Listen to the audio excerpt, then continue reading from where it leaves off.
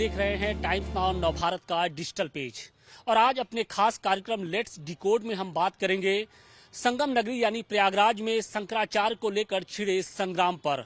हिंदू धर्म में सबसे ऊंची पदवी शंकराचार्य की मानी जाती है, लेकिन इसी पदवी पर आसीन ज्योतिषपीठ के शंकराचार्य स्वामी अविमुक्तेश्वरानंद को लेकर घमासान छिड़ा हुआ है।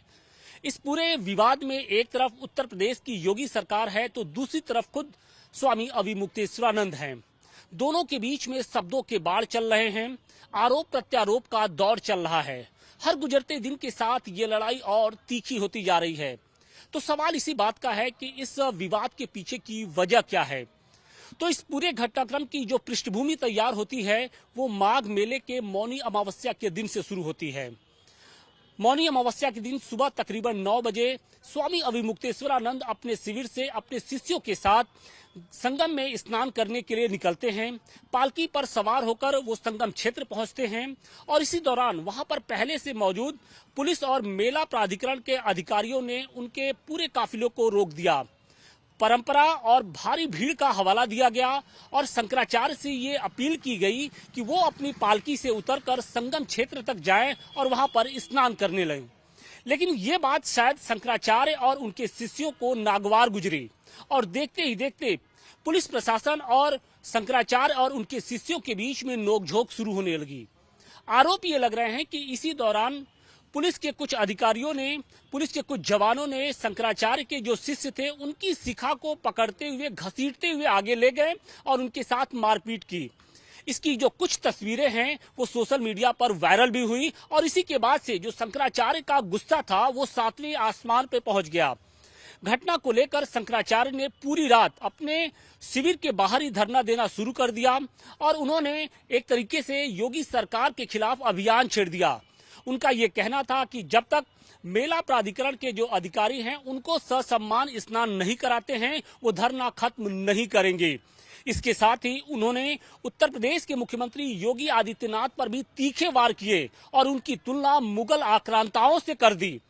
और इसके बाद तो जैसे ये लड़ाई थी वो और तीखी हो गई।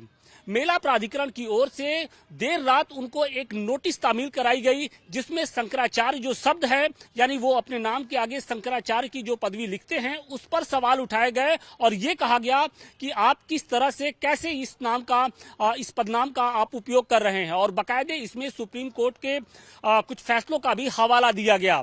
और इसके बाद देखते ही देखते जो लड़ाई थी वो और बढ़ती गई। उसके बाद शंकराचार्य की ओर से समाजवादी पार्टी के सुप्रीमो अखिलेश यादव हों या फिर कांग्रेस के जो बड़े नेता हैं उन्होंने मोर्चा संभाल लिया और कहीं न कहीं इस घटना के बहाने समूची उत्तर प्रदेश की योगी सरकार को घेरने में वो जुट गए।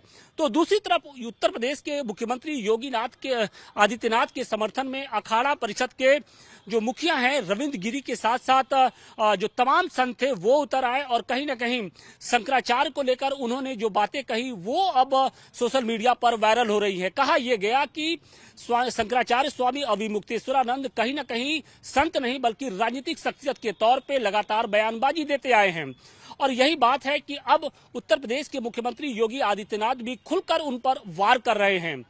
एक कार्यक्रम के दौरान उन्होंने शंकराचार्य स्वामी अविमुक्तेश्वरानंद का नाम तो नहीं लिया, लेकिन उन्होंने सीधे तौर पे कहा कि कुछ लोग भगवा के वेश में संत की आड़ में सनातन की जो परंपरा है, जो धर्म है, उस पर कुठाराघात कर रहे हैं।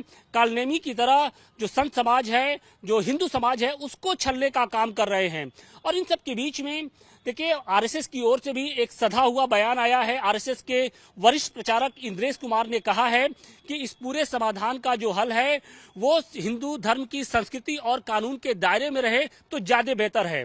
आमतौर पर यह देखने को मिला है कि स्वामी अविमुक्तेश्वरानंद की जो गिनती होती है वो बीजेपी विरोधी के तौर पे होती है। वो आमतौर पे हमेशा ही ये देखने को मिलता है कि वो उत्तर प्रदेश की योगी सरकार हो या फिर केंद्र की मोदी सरकार पर लगातार हमले करते रहते हैं और यही कारण भी है कि बीजेपी की ओर से भी अब कहीं न कहीं उनकी तरफ खुलकर वार किया जा रहा है और देखना यह है कि ये जो लड़ाई है कहां तक जाती है।